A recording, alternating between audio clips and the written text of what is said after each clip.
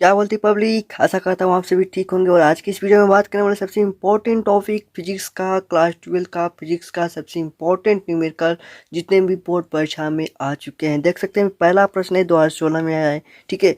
और भी बहुत से प्रश्न हैं जो आपके लिए बहुत इंपॉर्टेंट होने वाली है।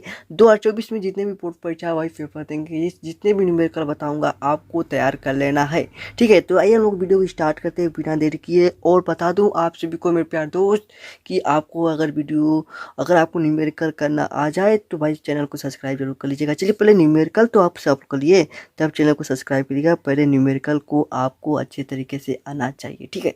तो देखिए पहला प्रश्न है क्या कि दो नाविकों की द्रव्यमान संख्याओं का अनुपात। ओ क्या दिया मेरे प्यारे दोस्त कि दो नाविकों की द्रव्यमान संख्याओं का अनुपात 1:8 है। उनकी नाभिकीय त्रिज्याओं में अनुपात, और जो अनुपात क्या अनुपात होगा, ठीक है। कह रहा है कि दो नाभिक हैं, ठीक है। दो नाभिक का द्रव्यमान संख्याओं का अनुपात, यानी कि आपका कहें मेरे प्यारे दोस्त कि A1 और A2 का जो दिया है प्रतिशत, 1%, सॉरी 1:8 दिया है, ठीक है। ये तो दिया है। कह रहा है कि नाभिकीय त्रिज्याओं में क्या अनुपात होगा, ठीक है। यानी कि कह रहा है कि R1:R2 में क्या अनुपात होगा, ठीक है।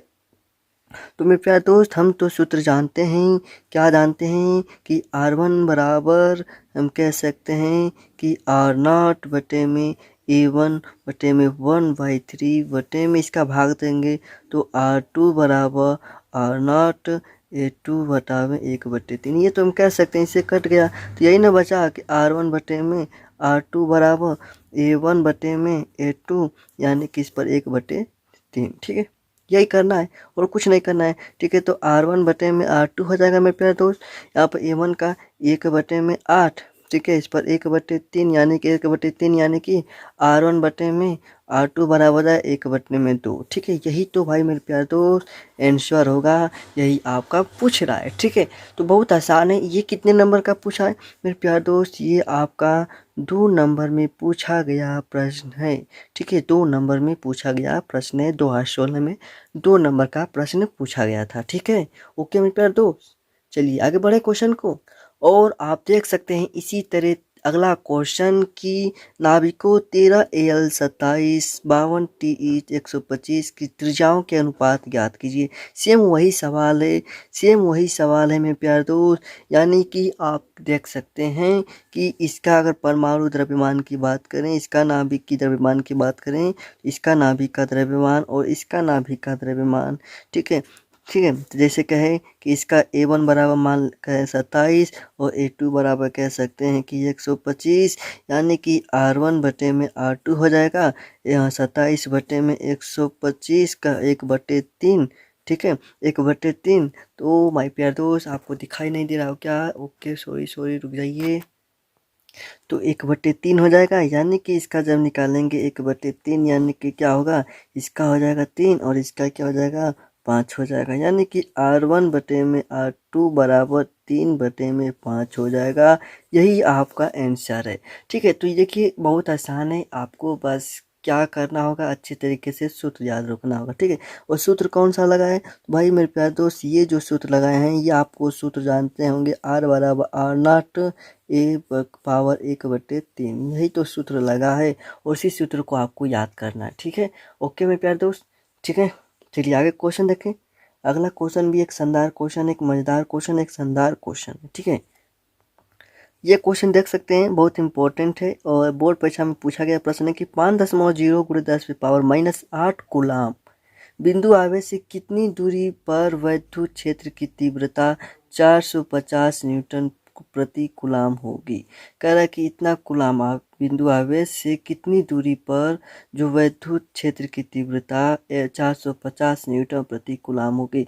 देख सकते हैं बहुत आसान भी है और इसको आपको मेरे प्यार दोस्त, इसको आपको कमेंट बॉक्स में बताना है क्या होगा आंसर। इसका कमेंट बॉक्स में आंसर आना चाहिए, ठीक है। अगर आप भाई ये सवाल नहीं लगा पाएंगे तो कोई भी सवाल आपके लिए मतलब कह सकते हैं कि आप अभी पूर्ण रूप से तैयार नहीं है। तो इसका स्क्रीनशॉट लेना चाहते हैं तो इस सवाल का स्क्रीनशॉट ले लीजिए। चलिए स्क्रीनशॉट ले सकते हैं, इतना ही सिर्फ है, ठीक है। स्क्रीनशॉट ले लीजिए। ओके मेरे प्यारे दोस्त, ठीक है। इसका क्वेश्चन नंबर लिखिएगा 3, आंसर ठीक है। आंसर जितना होगा वहाँ पर कमेंट बॉक्स में आपको बताना है इसको हल करके, ठीक है। इसमें क्यू का मान दीजिए, क्यू का मान 5.0 गुणे 10⁻⁻8 दिया है, ठीक है। विद्युत क्षेत्र की तीव्रता यानी कि तीव्रता, विद्युत क्षेत्र की तीव्रता को किससे दर्शाते हैं, ठीक है, यानी कि बी से दर्शाते हैं, ठीक है। विद्युत क्षेत्र की तीव्रता यानी कि ई से, छोड़िए ई से, ई बराबर क्या दिया है, ई बराबर 450 न्यूटन प्रति कूलम दिया है, ठीक है। क्या पूछ रहा है, आवेश कितनी होगी, ठीक है। दूरी पूछ रहा है यानी कि आर बराबर पूछ रहा है, दूरी पूछ रहा है, ठीक है। तो इस सूत्र भाई लगा दीजिएगा, ठीक है। अगला प्रश्न क्या करा है मेरे प्यारे, तो ध्यान दीजिएगा कि एक उत्तल लेंस तथा अवतल लेंस की फोकस दूरियां, एक उत्तल लेंस और अवतल लेंस की फोकस दूरियां क्रमशः 10 सेमी व 50 सेमी है, ठीक है। दोनों लेंस संपर्क में रखे हैं तथा इस युग्म से 25 सेमी की दूरी पर वस्तु रखी है, तो वस्तु के प्रतिबिंब की स्थिति ज्ञात कीजिए, 22, 20, 19 देख सकते हैं, ठीक है। तो इसमें देखिए उत्तल लेंस की जो फोकस दूरी, ठीक है, उत्तल लेंस की मान लेते हैं f1 बराबर क्या दिया है, 10 सेंटीमीटर दिया है। f2 बराबर क्या दिया है, f2 बराबर दिया है 50 सेंटीमीटर। उत्तल लेंस में क्या होता है, फोकस दूरी प्लस होता है और अवतल लेंस में माइनस होता है, ठीक है, अवतल लेंस में माइनस होता है, ठीक है। तथा इस युग्म के 25 सेमी यानी कि u बराबर क्या दिया है, 25 सेंटीमीटर। वस्तु रखी है, वस्तु की प्रतिबिंब की स्थिति यानी कि v बराबर पूछ रहा है, तो f बराबर सबसे पहले निकालना है, ठीक है, तब भी बराबर निकाल देंगे।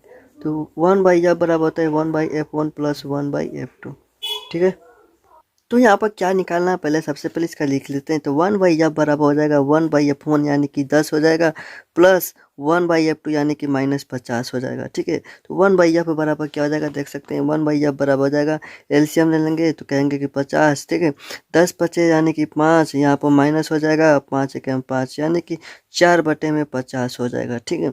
f1 यानी कि 1/f बराबर हो जाएगा 4/50, ठीक है, ये हो गया, ठीक है, ठीक है। यानी कि f बराबर हम कह सकते हैं कि 50/4, लेकिन हमें क्या निकालना है, v का मान, तो हम कह सकते हैं 1/f बराबर होता है 1/v माइनस 1/u, ठीक है। तो इसका मान दिया है 4/50 बराबर 1/v निकालना है माइनस 1/u यानी कि -25 हो जाएगा, ठीक है। तो 4/50 हो जाएगा बराबर 1/v, इधर इधर प्लस करके यहाँ पर 1/25, ठीक है। तो एलसीएम ले लेते हैं, एलसीएम कहेंगे कि इधर लाकर पक्षांतर का यानी कि 4/50 होगा माइनस 1/25, ठीक है। यानी कि 1/v बराबर हो जाएगा, क्या हो जाएगा आपका, एलसीएम लेंगे 50, ठीक है, 4 हो जाएगा, ठीक है, माइनस और 25 2 हो जाएगा, ठीक है। यानी कि 2/50 यानी कि v बराबर कितना हो जाएगा, 25 हो जाएगा, ठीक है। v बराबर कितना हो जाएगा, 25 हो जाएगा सेंटीमीटर में, ठीक है। यही आपका आंसर हो जाएगा, ठीक है। तो देख सकते हैं किस तरीके से बहुत आसान क्वेश्चन है, बस आपको ध्यान से क्वेश्चन को पढ़ना होगा, ठीक है मेरे प्यारे दोस्त। ओके, क्वेश्चन है कि दो प्रोटॉनों के बीच की दूरी की गणना कीजिए। दो प्रोटॉनों की जो बीच की दूरी की गणना कीजिए यदि उनके बीच का प्रतिकर्षण बल एक प्रोटॉन के भार के बराबर हो, ठीक है। प्रोटॉन का द्रव्यमान यानी कि mp बराबर 1.67 × 10⁻⁻27 kg तथा g बराबर 9.8 न्यूटन प्रति kg, ठीक। देखिए क्वेश्चन में ध्यान दीजिएगा, क्वेश्चन क्या कर रहा है कि दो प्रोटॉनों की बीच की दूरी की गणना कीजिए। दो प्रोटॉन है, उनकी बीच की दूरी की क्या करना है, गणना करना है कि उनकी दूरी की बीच की, यानी कि r बराबर कह रहा है क्वेश्चन मार्क, ठीक है, ठीक है। उनके बीच का प्रतिकर्षण बल यानी कि जब प्रतिकर्षण होगा तो समान आवेश रहेगा, ठीक है। यानी कि Q1 बराबर और Q2 बराबर क्या दिया है, 1.6 × 10⁻⁻19, ठीक है, कूलम, ठीक है, ये दिया है, ठीक है, ठीक है। तो देखिए क्या कर रहा है इसमें कि प्रोटॉन का द्रव्यमान यानी कि हमें r का मान निकालने के लिए f का मान सबसे पहले जानना पड़ेगा, ठीक है, तभी ना लगेगा। यह बराबर 1/4 पाई ε0 Q1 Q2 बटे में r²।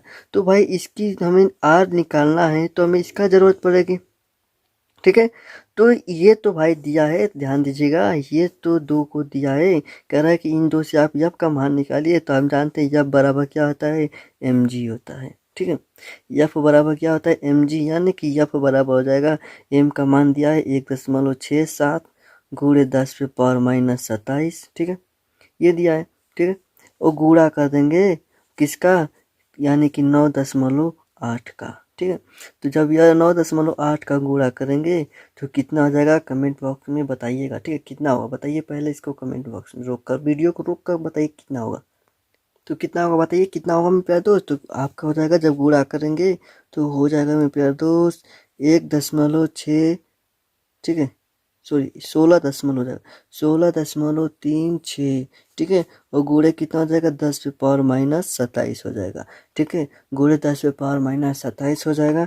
ठीक है, तो यहाँ पर रख देते हैं। तो 16.36 गुणे 10⁻⁻27, ठीक है, गुणे इसका मान पूरा कितना होता है 9 गुणे, ठीक है, यहाँ पर बराबर है। ठीक है, 9 गुणे 10⁻9, ठीक है, 1.6 गुणे 10⁻⁻19 का क्या हो जाएगा, यहाँ पर होल स्क्वायर हो जाएगा, बट्टे में क्या होगा आर स्क्वायर हो जाएगा। ठीक है, इसको तीसरे वहाँ पर भेज देते हैं। तो आर स्क्वायर बराबर क्या हो जाएगा आपका 9 गुणे 10⁻9 गुणे 1.6 गुणे 1.6 गुणे 10⁻⁻38 लिख सकते हैं इसको।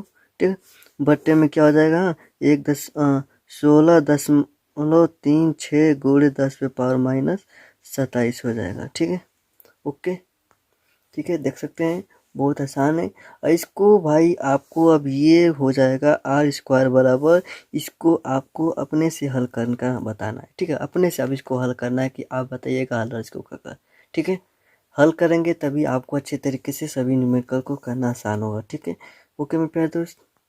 अगला क्वेश्चन क्या करा है कि वैद्युत स्थैतिक क्षेत्र ई वेक्टर ई बराबर, भाई बहुत इंपॉर्टेंट है, पहले क्वेश्चन को इंपॉर्टेंट कर दीजिए। ठीक है, इंपॉर्टेंट करिए। कभी किसी में 1 नंबर, किसी पेपर में 2 नंबर में पूछा गया, 1-2 नंबर में पूछा जाने वाला प्रश्न है। ठीक है, यानी कि क्षेत्र ई बराबर क्या दिया है 2i cap plus 4j cap plus 7k cap में रखने पर पृष्ठ ए कैप बराबर 10j से होकर कितना वैद्युत फ्लक्स, यानी कि फाई ई बराबर पूछ रहा है और ई बराबर दिया है।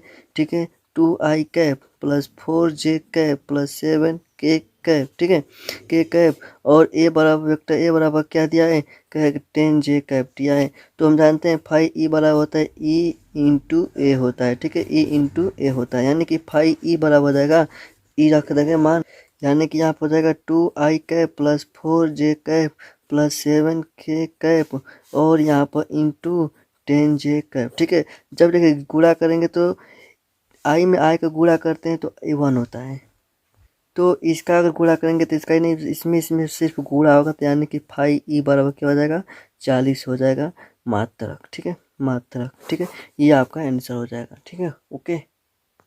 इसी तरह आपको मैं प्यार दोस्त, इसी तरह आपको इसका कमेंट बॉक्स में बताना है, इसका स्क्रीनशॉट लीजिए। सबसे पहले इसका स्क्रीनशॉट लेकर बताइए कितना होगा, इसका कमेंट बॉक्स में इसका स्क्रीनशॉट आइएगा। ठीक है, कमेंट बॉक्स में इसका स्क्रीनशॉट दीजिएगा। ठीक है, बताइएगा। ओके मेरे प्यार दोस्त, ओके ओके सर, ओके।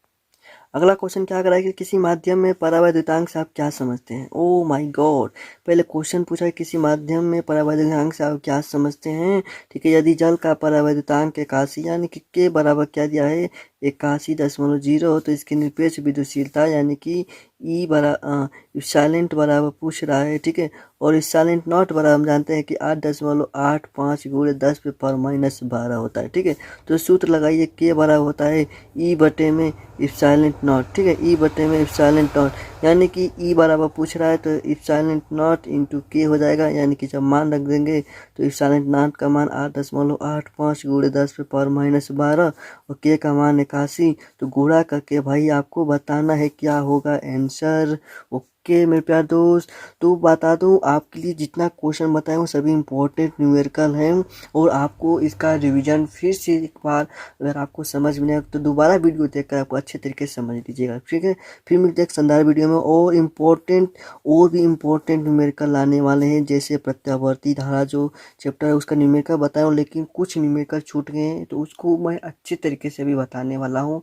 ठीक है, और बहुत से क्वेश्चन हैं कि आपके लिए बहुत इंपॉर्टेंट है। ठीक है, तो वीडियो को जितने भी चैनल पर नए होंगे चैनल को जरूर सब्सक्राइब कीजिएगा, वीडियो को लाइक कर दीजिएगा। ओके मेरे प्यारे दोस्त।